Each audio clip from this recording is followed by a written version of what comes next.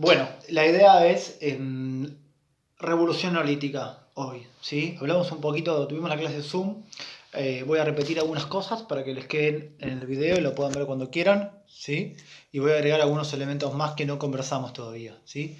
Bien, en principio, cuando hablamos de una revolución, hablamos de un proceso de transformación acelerado, o sea, rápido, brusco, muy profundo de todos los aspectos de la vida.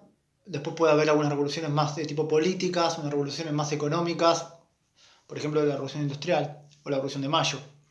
Bien, pero en este caso la revolución neolítica fue una revolución de en serio, de decir, en todos los aspectos de la vida de la sociedad, ¿sí? Económicos, políticos, sociales, culturales, etc. Una verdadera revolución. La primera tal vez, ¿sí? que vivimos como seres humanos. Eh, y una de las más importantes sin duda. ¿Sí? Entonces una revolución es un cambio brusco, un cambio profundo, pero además un cambio irreversible, es decir, nada va a volver a ser después de una revolución, ¿sí? Nada va a volver a ser igual. En este caso, concentrémonos primero, como hicimos algo en la clase, estoy despeinado, en cambios económicos productivos, cambios sociales y políticos, y después vamos a poner un poquito el dónde y el cuándo de todo esto. Entonces, los seres humanos comenzamos a producir nuestro alimento, o sea, la domesticación de plantas y animales. Esto significa la agricultura y la ganadería. Bien, dejamos de cazar, dejamos de pescar, no, en absoluto, pero la actividad que organiza la sociedad pasa a ser la producción de alimentos, la agricultura y la ganadería, la que condiciona fuertemente la estructura social, las funciones, la desigualdad, etc. La caza y la pesca continúan siendo actividades secundarias. Bien, bueno, recordemos que esto no es en el mismo momento, en todos lados, tiene sus lugares y sus momentos distintos. Bien, bueno, eso desde el punto de vista de la producción. Eh, Vimos también, bueno, eso va a llevar a una transformación, por ejemplo, que es el abandono paulatino de la forma de vida nómade y su reemplazo por una forma de vida de tipo sedentaria, es decir, el establecimiento fijo en un lugar, ¿bien? La sedentarización de esas poblaciones. Esta sedentarización va a ir generando paulatinamente la construcción de viviendas duraderas, o sea, no ya precarias o en cuevas, sino que se van a comenzar a construir las primeras aldeas que tienen formas raras, hay aldeas amuralladas, van a ver en el texto del libro, si alguna vez lo tenemos, aldeas en forma de panal, como una casa pegadita encima de la otra, eh, construidas posiblemente en primer momento con piedra, pero también con barro y paja, o sea, con adobe. Eh, y estas aldeas, a medida que la población aumente, van a transformarse en pueblos y cuando aumente la población y la complejidad social y demás, van a comenzar a aparecer las primeras ciudades, ya en su mayoría sí amuralladas y demás. Eh, la población aumenta, sí son sociedades mucho más grandes en cantidad que las sociedades paleolíticas o de cazadores-recolectores, y esto tiene que ver con que el desarrollo de nuevas técnicas en la producción de alimentos va a generar un aumento importante en la cantidad de alimentos, y eso permite que la población aumente mucho. Entonces, este aumento de la población de alimentos va a tener varias consecuencias. ¿Sí? En principio, bueno, sostener más población.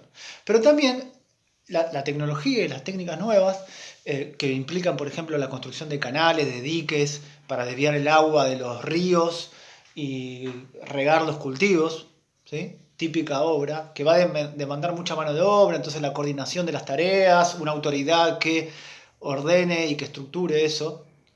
Lo que decía, esta productividad mayor va a generar lo que llamamos la producción de excedente. Este concepto no lo hablamos en la clase, pero es importantísimo, ¿sí? El excedente productivo es clave para explicar, por ejemplo, la desigualdad social. Esto se va a ver en el cuento que van a leer, ¿eh? Ojo con esto, ¿sí? En el cuento La fuerza de los fuertes, ¿sí? Porque el excedente productivo, ¿qué significa el excedente? Que se produce más de lo que se consume, ¿sí? Que sobra, vamos a decirlo, ¿sí? ¿Y vos qué podés hacer con ese excedente? Varias cosas. En principio pensemos en dos cosas. El excedente lo puedes guardar, lo puedes conservar para otro momento, para si necesitas más adelante, semillas, por ejemplo. Y hay que decidir quién lo guarda, dónde lo guarda, ¿sí? Qué se hace con eso.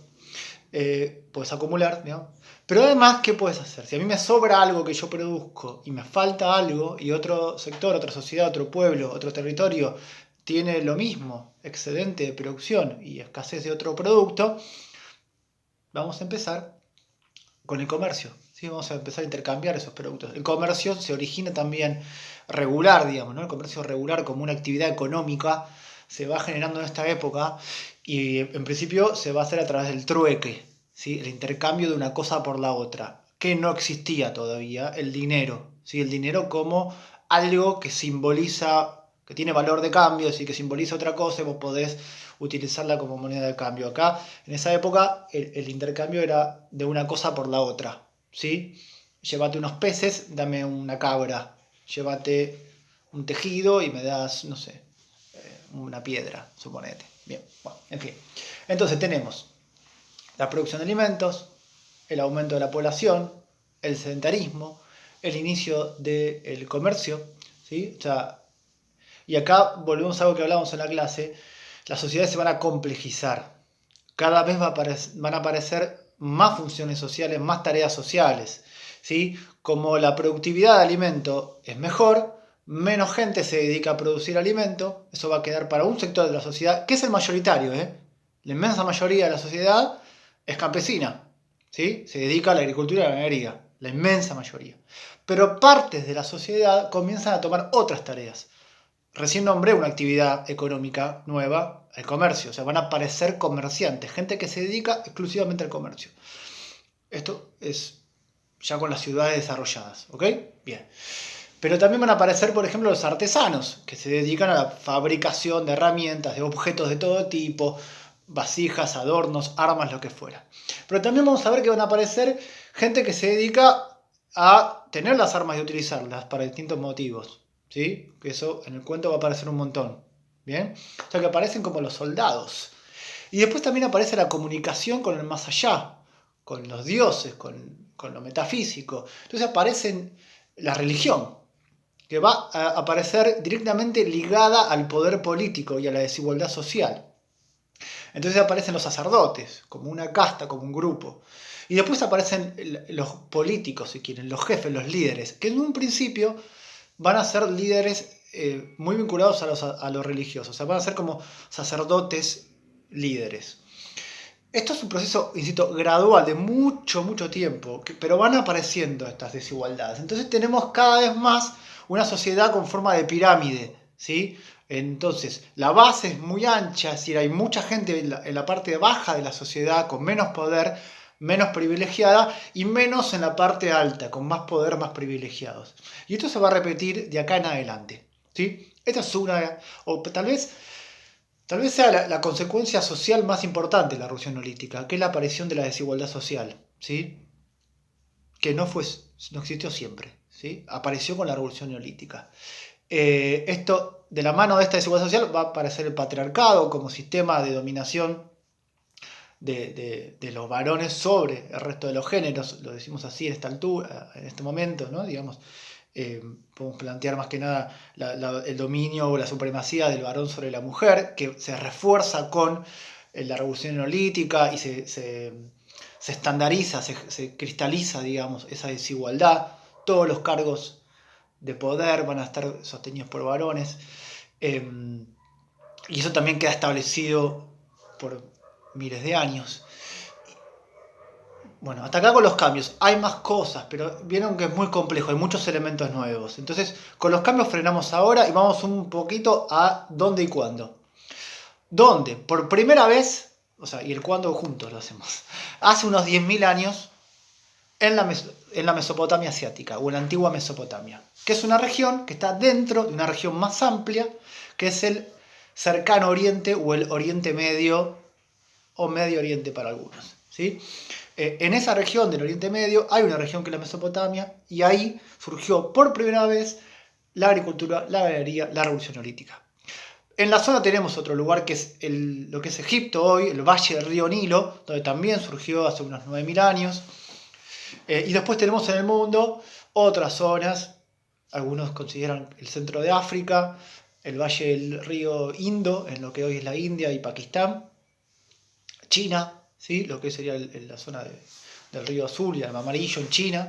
En estos casos, en todos los casos, nos encontramos con un factor en común, ¿sí? Que es la presencia de una característica geográfica que los iguala.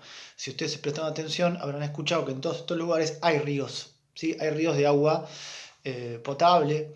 Y los ríos son un factor clave, aparentemente, en principio porque van a proveer el agua necesaria para los riegos, pero el río tiene una función también, son ríos grandes, caudalosos y navegables, son vías de comunicación también. Y vamos a ver que en estas regiones que presentan llanuras con ríos grandes, llanuras fértiles, se van a dar el origen de las grandes civilizaciones de la antigüedad. Bien. Ahora, si nos vamos a América, nos encontramos con diferencias, ¿sí? Las fechas son posteriores, apareció más tarde la agricultura y la ganadería, la erupción neolítica es posterior, es de por ahí hace 6000 años, ¿sí? O 4000 años, o sea, mucho tiempo después. Y si vamos a los Andes centrales, a lo que hoy sería Perú, Ecuador, el norte de Bolivia, que se produjo ahí la erupción neolítica, no tenemos grandes ríos y grandes valles, tenemos zonas montañosas, es otra característica, pero el proceso fue muy similar, ¿sí? Bueno, último elemento y cerramos por hoy. También va a aparecer el Estado. El Estado es difícil de explicar, pero es... Después vamos a ver la definición de Estado. Vamos a leerla en el cuento. Aparece también con la erupción neolítica. Bien. Hasta acá. Mucha información por hoy. Este video quedó largo. Les va a servir.